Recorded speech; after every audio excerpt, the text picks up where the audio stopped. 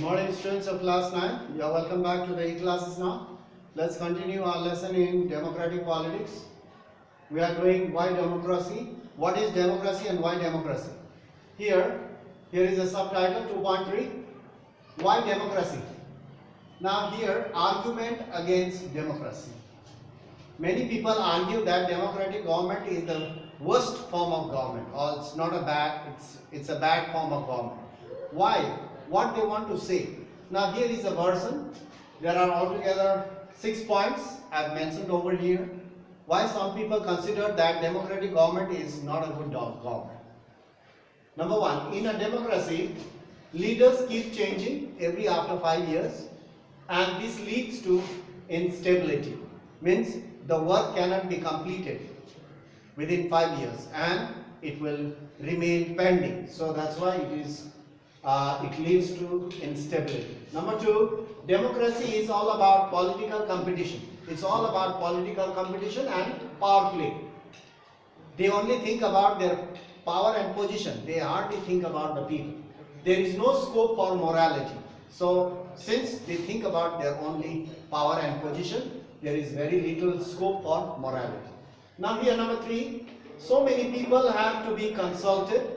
In a democratic government or in a democracy, so many people or so many organizations or organs have to be, or people have to be consulted in a democracy.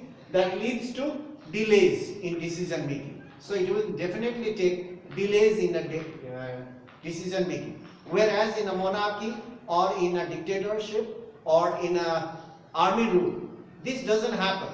There is instant decision. So, and that quick decision also may lead to bad decision. So here, that's why it takes time in the decision making in democracy, but the decision will be correct. So now there is very little chance of making mistakes. Now here number 4, elected leaders, those who are elected, they do not know the best interests of the people. So many of the leaders, they do not know what actually people want, and this leads to bad decisions sometimes. Here number 5, democracy leads to corruption. Democracy leads to corruption, for it is based on electoral competition, because it is based on electoral competition during elections or during franchise. So many corruption, in many areas. The political leaders, they practice malpractices. They follow malpractices, bribery takes place, threatening takes place, and the corruption starts from there. So democracy leads to corruption because they fight for the seat. So they fight for the power. So it leads to electoral competition. This leads to corruption. Malpractices takes place. Ordinary people don't know what is good for them. So ordinary people who are less educated, they do not have much about the idea about how the government works. Say ordinary people don't know what is good for them and what is bad. So they should not decide anything. The leaders will decide. The party leaders will decide, or the leaders who are elected, who are very experienced political leaders, they will decide for the people. Since in a democracy it is a representative form of government, the representative will decide for the welfare of the people. So now by looking at these points, one cannot blindly say that democracy is not good. So by looking at these points, you cannot just say that democracy is a bad form of government. You cannot just say that, because there are some other good features, good points, good features in a democracy that outweigh the bad points, bad features. So there are good features of democracy in a democracy. So in a democracy there are certain good features that one can judge and evaluate. Person can judge and evaluate those features. And good features outweigh